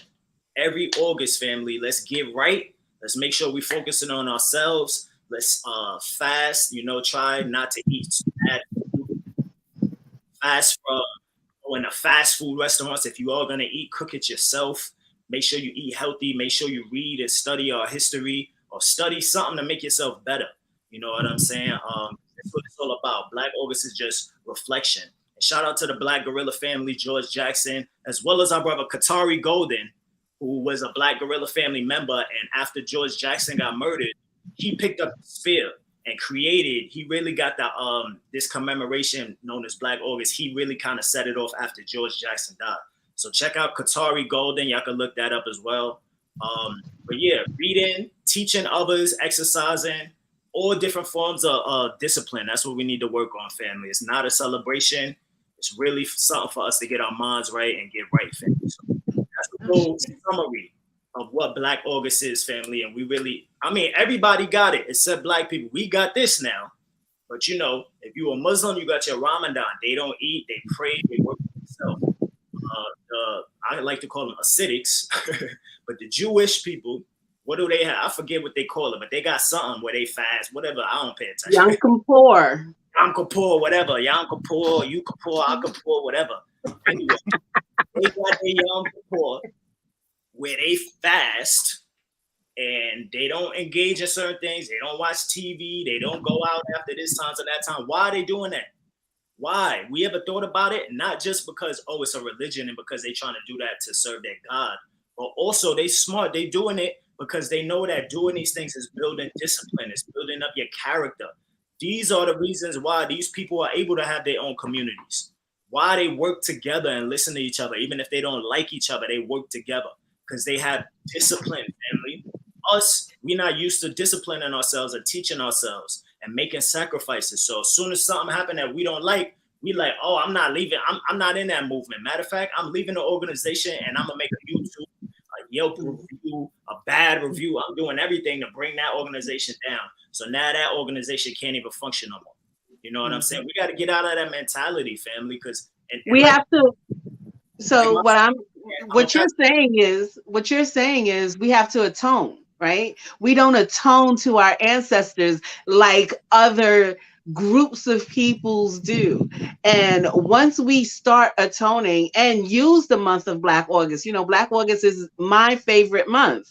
I have too many people born in August for it not to be my favorite month. That's a hell of a drug right there. But celebration of life and future lives, that's the part of atonement that people don't understand. I worked closely with the other communities once upon a time, and I learned a lot about what they do and why they do it. And I always would ask, do we do this? Do we do this as a group of people? I don't see, we have Christmas, or Miss, right? Or, even within Kwanzaa, we're not atoning. We're just celebrating. Yeah. And we don't take a time to sacrifice. What are we going to give up? What are we going to say? I don't need none of this for this moment. And your atonement could be dictated by your own days, right? Like Ashe was saying, it could be 2 days. It could be 25 days. It could be the whole entire month. But when do you sacrifice for the good of your goal, for the good of the purpose of the race, of the nation? When do we do that for our nationhood? Yep. No, Great question, Ashe. That's very true because, like you said, I mean, I guess we were doomed from the start when we said we're going to start celebrating Kwanzaa. Because like I said, Black August ain't to be celebrated, and neither is Kwanzaa. If you think about what Kwanzaa is, most people going to say, oh, that's a month where we get together and we all wear our dashikis and we all watch Black Panther. That's Kwanzaa. That's how we celebrate Kwanzaa. But not a lot of people will tell you the fundamental principles of the Nguzo Saba, which is really the reason Kwanzaa was created, for atonement. So it's not for celebration. It's for us to every day reflect and try to embody those 7 principles and make ourselves better. That's what it was really created for. You know what I'm saying? So a lot of us need to just reanalyze and, reposition ourselves so we can make sure that we are doing the right things to make ourselves better. And something you hit on too, sis, this conversation is so dope. Because earlier we were talking and you said something that made me just reflect on, like, you were saying, like, some of the things that we do that when we bring other people in, it kind of messes everything up, because we invite other people to steal our culture and then it gets transformed and now it's not even our culture anymore. Well, the flip side of that is exactly what we're talking about. People that don't atone, because you got some people that just do it and they bring other people in, and you got some people that just don't want to do it at all. You know what I'm saying? You have some people that go out and wear dashikis, like I said, for Kwanzaa.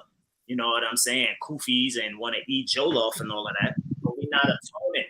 You know what I'm saying? That's the total flip side to it. So really putting in that spiritual energy, what they say, shadow work, whatever y'all want to call it, like working on ourselves, bettering ourselves, because some of our people don't even want to engage in Kwanzaa, Black August, none of that. Some of them, they don't rock with, other people that's the ops or whatever. They don't rock with them, but they still don't the time and the effort and the work to work on themselves and fix our people. Like, they just want to get money, go out and party, and celebrate and party. But the thing is, it's like, what is the glory in where we are right now, or what people sacrifice? We're always looking for, where's the good thing, because we're still struggling. And the part of we're still struggling is because we continue to forget to fight. We continue to say, oh, I won this battle. My kids could go to public school. Okay, good. But now your children are in public school and they're being miseducated when they were in that back room schoolhouse with Miss Betty, who had students from grade age 3 to age, 20. Miss Betty was teaching them all types of fundamentals and kept going and kept reiterating that same thing. And about yourself, about who we are and how we became to be. We don't have those things. I'm going to say that Generation X, I didn't know a lot of things until I started picking up my own books. Yeah. Or until somebody was like, hey, here's a book, or here's something to read. And I chose. This was my choice, my calling, my divine design to like, yo, this is what you need to do. Your friends are going outside. Okay, read for an hour or 2 or 30 minutes and then go outside, because outside isn't going away. But you're building your skills. That's the only thing you have, your time, your skill, and then money. Those are the things you have. And how are you using that? Are you using all of your time at a party? Then you will have no knowledge. And if you're using all of your money for beers and drugs and all of those things, then but sis, you gotta we also have to understand the psychology of that, right? Yes. We never, as Taz said, you never let the Yarugu off the hook. There we go. Yes. Yo, you know what I was gonna say, Keisha? Brother. Right on point. I was just about to say that exact same thing. And yo, something that and our sister Marcia feels the same exact way. That's why this conversation is so dope. The reason why what she's saying is happening, what Marcia is saying is happening, is because we forgetting, or we are never taught that 5th principle of Kwanzaa, which is Nia. What does Nia mean? Purpose. So we are not being raised and reared into purpose, into being born and being put on a planet with a purpose. We're being taught, oh, go out there and find your purpose. And part of that is cool, but if you go out there and find your purpose, and your purpose is not something that's going to help the next generation, which is in turn helping yourself, then that is not a purpose, family. You got to reevaluate that. And that's the reason why a lot of us are going out there and we making money. Because I had this argument with some brothers on my block the other day, and that's why I love like who I am and the line of, how I walk, the path that I walk. Because I make other people that's not conscious of Black power or whatever start having these kind of conversations naturally. Like they see me and they just start doing it. But these brothers from the block, they was just talking and we was debating, and they was thinking like, one of the brothers was saying like, oh, we got so many Black millionaires right now. Why we not making things better for ourselves? Why are we not doing this? Why are we not doing that? His argument was basically trying to say that Black people are doomed because we inherently don't give a damn about each other. We want to shoot each other and kill each other all the time. But that's not the source, like Keisha said, of our problem. That's not the root. The root is always we've been brainwashed. You know what I'm saying? Stripped of our culture, stripped of our language, our spiritual system. Everything that makes us African was taken away from us. We didn't even know our tribe. We didn't even know what country we was from. You know what I'm saying? We can't even find that out now to this day, some of us. So that once that's taken away from you, of course you ain't gonna know nothing about no Nia.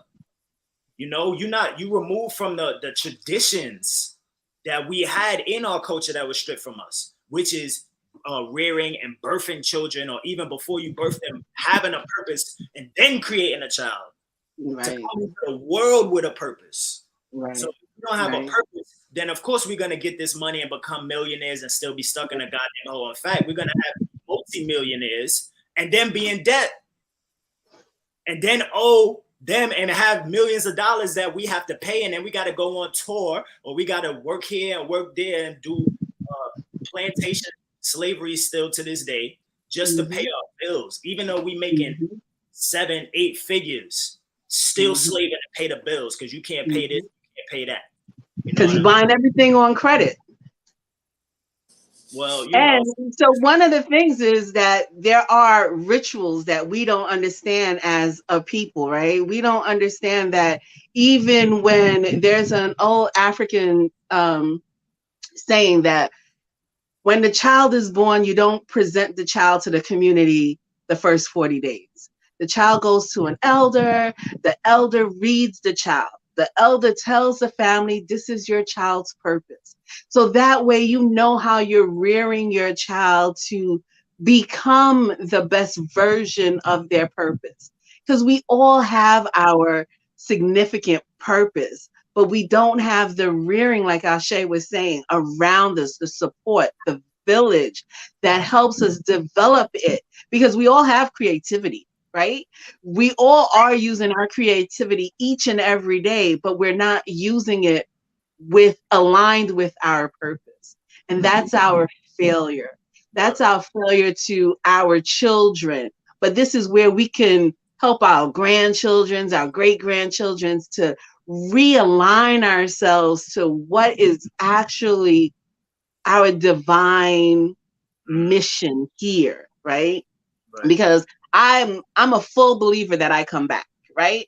And when I come back, I want to make sure that there's something that I'm coming back for, because I'm coming back Black, I'm coming back a woman, I'm coming back to birth children. This is what I'm coming back for from my husband. All of these things I'm coming back for. So if we don't forge that line, realign that line, when people come back, they come back astray, they come back misled, they come back not knowing who they're supposed to be. And that's what we have out here, who listen to the trigger music, who quickly go flip side because they have no one supporting them, no one caring about them, no one doing anything. And it's hard for them. I feel so bad for a lot of children out here. When I'm crossing my boulevard and I'm seeing some of these kids and I know who their parents were or are, I'm just like, this is what we did. Yep. This is what we did for 20 years. This is what we did. You know, so I hear you, sis. It's hard. I want to give some time to our brother. Go ahead, Brother Tad. I'm sorry. Now I was going to say, let's hear what our brother Blacksmith have to say. We have to bring Black in here for a couple of minutes. But before we bring you in here, Black, we gotta bring you in here right, because you coming with the war story. You're coming with the war story. So we're gonna bring you in here right.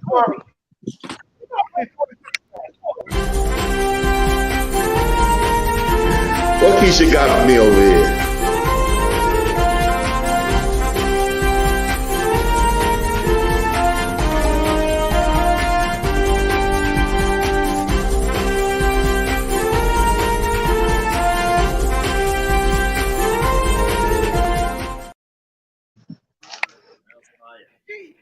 You gotta bring him in right. You gotta bring him in right. Come on, Black. Y'all like the new intro? Y'all like that? Yes, I do. I actually forgot to send it to Tad and Ashe for approval. I've been so busy. So I'm sorry, brothers. I just realized that I forgot to send it to y'all. I've been getting home late every night. Brother Black. What's good? Give us the word. Yo, peace. Peace, y'all. Where you want me to go? I mean, you know, start me off and then I'll go where they get to. I mean, just add to the cipher, bro. Like, what you feel about, you know, the video that we watched, you know, what we were talking about. Okay, I'm going to go back to you. I got it, Ashe. I'm going to go back to the conversation you and Masha were having about 15 minutes ago about, you know, us revolting and, you know, being in a revolutionary mode, whether it worked or not, and so on and so forth. The best book to read on that whole dynamic, because a lot of stuff we don't know still, and it's in still the history books in certain places in South Carolina, Virginia, and all that, is a book called There's a River. And a lot of the revolutions post Haiti was sparked with that in mind, like, you know, with the same ideas, like, if y'all can get here, if they defeat y'all where y'all at, come here, because we not having that. We gonna join with y'all. We gonna have more identification as to how these people come and how they do, because y'all already seen it. So that's a beautiful thing. Unfortunately, not many of us are going to join in on a revolutionary level. And when I say that, I'm not just talking about the actual fighting and struggle, because the propaganda becomes before the demonization. So everybody has a part to play when it comes to revolution, however you want to look at that. Okay, I'm going to go back a few months, Sister Keisha. Hey, hold on. Brother Sister Tad. Vanessa asked the question, who's the author of the book that you named? Harding. His last name is Harding. It starts with a V. It's either Victor or Vincent. Harding. It was a real popular book in the 80s, late 90s, late 80s, early 90s. It's an older book, but it's excellent. It talks about a lot of the manifestations of, like I said, a revolutionary mindset on the part of plantation workers. Okay, now, going back a few months ago, when we interviewed the guys, Gerard and Sam Fudge and all them, they are about to start producing again on the movie. Hopefully it'll be out soon. I hit up Sam on a Facebook inbox maybe a week ago, and he said of course they can't give an exact date, but hopefully before the end of the year. So on that note, a lot of the things happening. I'm sorry. Just let the people know he's talking about the Marcus Garvey documentary. Right. Thank you, sir. Yes. Right. Okay. Now, as far as a lot of the world events happening now, the Trump raid, Pelosi going to Taiwan and all that, that's all scare events before the mid-term elections, which is in November, a few months away now. And there's going to be a lot of things happening. We could get into that, but as things develop, it's hard to keep track on it because things change every day. But I wouldn't worry about that as far as that is concerned. If you notice, most people ain't talking about the food shortages no more. However, we're going to come into the next harvest season and hardly anything is growing. Out in the Southwest, they in drought. There ain't nothing growing out there. Everything's dry. So as far as that's concerned, COVID is totally exposed, is done with. They had to convert it into something else now. After monkeypox, who knows what's coming. But I wouldn't worry about that either unless you already got the jab. You need to monitor your health, because the way the shots work is it's like little knives in your bloodstream stabbing you up. And that's where the blood clots come from. So if you don't die from, ulcerated lacerations in your veins and capillaries, you're going to die from it clotting your veins and capillaries, and you can't really, your blood ain't flowing. Where blood clots come from. You sound like an official medical doc, Doogie Howser right now. He said altercations and lacerations for your sculleration. God damn, bro. You have to run that one back for me. Damn. Write that down. Let me read it. Because I don't know what you just said. Basically, if the graphene oxide is cutting your veins up, you out of here. If it ain't that, it's going to clot up everything. And you ain't, your blood ain't running. So, all right. As far as that's concerned, August is a very special month. And I know Keisha wanted to be born in August, but she ain't make it. Almost. But anyway. The reason why Black August is so special for me is because on 8/8, which was about a week ago, there's a thing called the Lion's Gate, and the energy is supposedly from, if you believe in that stuff, is at its strongest today because it's a season. It's not just the 8th and then it goes on to the next day. It'll probably last till about the 26th, 27th end of the month, pretty much. The solar flares is. Yeah, thank you, brother. The flares is off the chain right now. We're still waiting for that big solar flash. My new blog is at www.melaninforever, just like it sounds, all one, melaninforever.blogspot.com.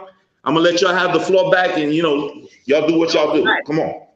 Black, hold on. Yo, what's up, I need you to explain that Lionsgate thing because somebody else told me that, and I've been noticing like a lot of doors have opened up for your boy recently. Like a lot of powerful things have been happening. So can you explain what that is to the audience that don't know what it is? Okay, well, what the Lion's Gate is supposed to represent, first of all, lions are only from Africa. So when you see the Lion of Judah and all those symbolic things of us, representing with lion heads or whatever, since Kemet, and we even before that, the Lion's Gate is supposed to be a gate of strength, a spiritual strength that you're supposed to gain and embody, and so on and so forth. And only people who can go to the fifth dimension and beyond can harness it, like Ma'at and the Ankh and so on. So if you want to make that type of connection, it's supposed to be basically a spiritual download. Remember, in the northern hemisphere, August is in summer, and that's it. Right now we're in the peak of summer, right before it starts turning cool in September, October. But what I'm saying is, as far as that's concerned, it's supposed to give you the strength. It's supposed to give you the spiritual wherewithal to surpass whatever goals you have and excel while you're doing it. Yo, that's crazy. From my way of looking at it. That's literally crazy. That puts everything in perspective, because all of these historical, powerful dates where we gathered up the strength and made stuff happen in the month of August, and now we figuring out the damn stars were aligned in a proper position for our ancestors to make all of these moves, and for us to make these moves right now. You know what I'm saying? And that was deep how you brought that back to Africa with the lions only. I didn't even think about that, because you got a lot of if you look up Lionsgate, more than likely on YouTube or whatever, you're gonna see somebody that don't look like us trying to teach you what Lionsgate is, as if they can even channel or tap into that level of spirituality, which they probably can't. You know what I'm saying? But yo, that's deep. You know what I'm saying? That explains why a lot of these things happen in the month of August. And it also explains how we can actually galvanize that energy and that power in the month of what the commemoration of Black August is. That's deep as well, because it shows the month of August to do Black August, which is a commemoration about discipline and strength and Black power, to sacrifice and build up all of these powerful things for us in the same month where the stars was aligned for Lionsgate to do all of it. So it's perfect, family. So if you waiting for a sign of what I can do to fit in, to help our people, or to even just help yourself, start with yourself, this month is the time to do it, family. Sit back, reflect, meditate, pray, do whatever you got to do, family. But right now is a very powerful time. So if you've been sitting back and waiting and saying, I'm going to do it tomorrow, or I'm going to do it next week, or the year after that, whatever, this is your sign. Now is the time, family. Right. Question about the line. I agree. 100%. Before we move on, I saw Sister Pat Patterson in the chat. And from us at Thorough Black Talk Worldview, we offer our condolences on the loss of your grandson. So I just wanted to say that before we close out this evening. Go ahead, Sister Marcy. I'm sorry. One quick question about the Lion Gate. Is it every year, or is it like every few years or something like that? From what I understand, sis, it's every year. There are people who said that, it was a long time ago and it's just like mythology now. I would say to you, to answer your question directly, because August is notoriously known as the hottest month of the year, for the most part, that the light codes are stronger, and when it downloads into your DNA, RNA, it's probably the strongest point, and this is why it's called that, because we know in the United States, or maybe in most of the West, that the king of the jungle is the lion, but in Africa it's the elephant. Nobody messes with the elephant. Yeah, I just looked it up, and it says the Lionsgate portal. That's what it is. It's a portal. That's deep. It says there you go. It's every year, sis. It starts July 28th and it ends August 12th. But it's still Black August, so we still galvanizing that. But basically it says when the sun is in Leo, the earth is in Orion's belt, and the star Sirius, what our ancestors called that, Tiggy. Mr. Keisha, you in the house? Don't let Brother Black play you about not being in August. You bringing in the gates. Exactly, right? But yeah, it says Sirius. Hey, don't be helping. We know I help my family. We know our ancestors, the Dogon, they was the first ones to know about that Sirius. But it also says right here, Sirius, the star Sirius are lined up with Earth and Orion's belt, which is activated by the rising of the star Sirius. So yeah, so into the 12th. Interesting. I just recently, like I said, mad doors been opening up for me. But I just recently took my CDLA test, my road test, so I could drive tractor trailers and all that and make some more money. And I actually took the test on the 12th and passed it, which was the last day of the Lionsgate. You know what I'm saying? So wow, congratulations, bro. I appreciate it, but yo, I'm telling you, family, that stuff is real, and we all know very clear. Let's not get it twisted. We're not talking about mysticism. We're talking about science and spirituality, because we're African people. Science and spirituality used to be the same thing. But we all know our ancestors, Kemet, the Dogon, so many different tribes in Africa to this day and in the past, all studied the stars. Matter of fact, that's what the word university comes from. Studying the universe. That's where it comes from. So we all study the stars. So don't think we going left talking about something that's not practical or whatever. This is very practical. Even the enslaved Africans in when they was enslaved in the South or wherever throughout the world, they knew certain days you do certain things. Certain days you plant. Certain days you water your crops. Certain days you don't. Certain days you relax. Certain days you pray. Certain days you do this and do that. That's based on the stars, family. This thing is really deep. Yes, sir. Conversation, family, and let's utilize the rest of this month to galvanize this energy and align us for the rest of the year and the rest of our lives to take that first step and make ourselves better, family. Real talk. So, Brother Black, your final thoughts and comments? Real talk.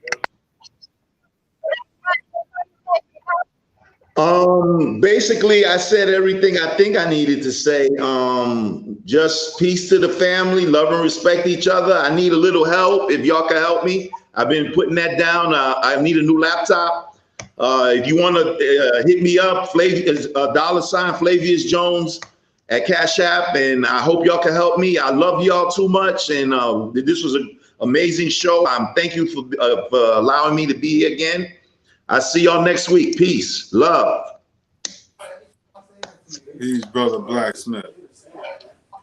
Oh, and for the Solid African presentation, the Black August presentation that Brother Ashe did on Solid African, the link is in the chat. You guys can watch that at your own leisure. Sister Marcia, your final thoughts and comments. I'd like to say, let the Lion's Gate continue to open doors for everyone who is listening, because this is our time, family, Generation X, time to rise up and do something great, right? And I appreciate all of y'all, and I appreciate the time that you're giving me. Ashe, know that I'll share that presentation with my little Africans on the Rise, have them study you on Black August. So thank you in advance. And thank you again for having me on the show. Salute, my sister. Brother Tad. All right, fam. You know how we do. We thankful for everybody that tuned in.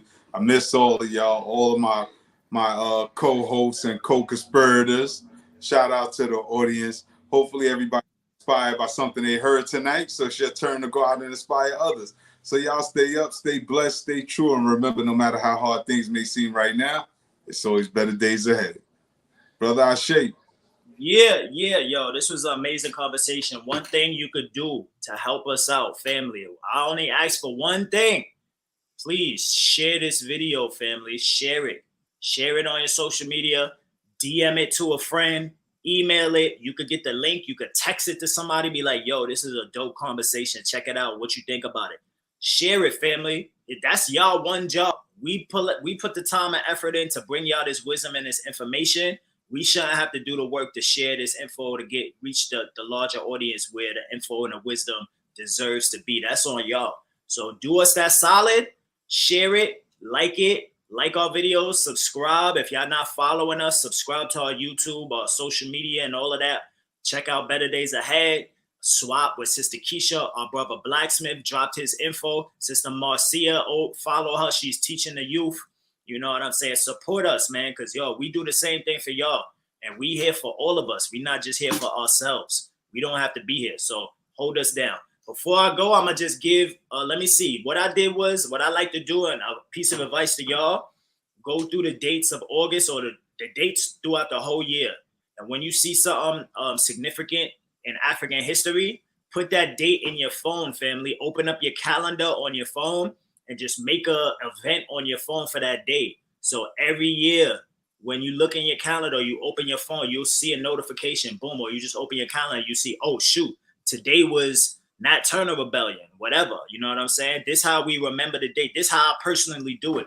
So I'm going to just say before we go, this weekend, like I mentioned, this Sunday to be specific, it's the anniversary of the Nat Turner Rebellion, as well as the Haitian Revolution, the beginning of the Haitian Revolution.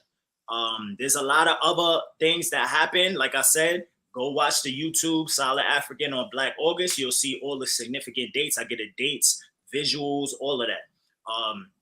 And let's just make ourselves better, family. This is the time to do it. Don't waste no time and sit back and say, I'm going to do it next week. Do it now, family. Your brother Ashe SJ. Always remember, with a Haitian proverb, I always leave. Shout out to my Zoes. I don't know it in Creole, but I know it in English. It's a Haitian African proverb. It's true courage is knowing how to suffer. That's what I always leave. That's what Black August is always about, family. Ain't nothing cowardice and suffering if you suffering for your people. Suffering in a level of making a sacrifice, not suffering without a cause, but suffering for the greater good. That's what it's all about, family. It's your brother Ashe SJ. Remember, keep it thorough, family. The battlefield is where you stand. Sister Keisha. Thank you all for joining us another week right here on the Brooklyn Bridge, where it goes down every Thursday, 8 to 10 p.m. Tell someone and tell someone to tell someone. Follow us individually on social media to get further information. Sister Marcia, we definitely got to schedule another trip, another thingy. I don't like to call them trips, but you know what I mean. Adventures. You know what I mean. Adventures Definitely. of learning. Definitely. For the ladies, for the sisters, get ready for Black Women Bike and Hike coming in October. It's about to go down again. Remember, the most studied specimen on the planet is DNA. Our DNA. Everything that you know, everything that you are, everything that you desire to be is DNA. Those ancestors who passed before us, it is our responsibility to continue the dream. We'll see y'all all Black again next week. Good night, family. We out.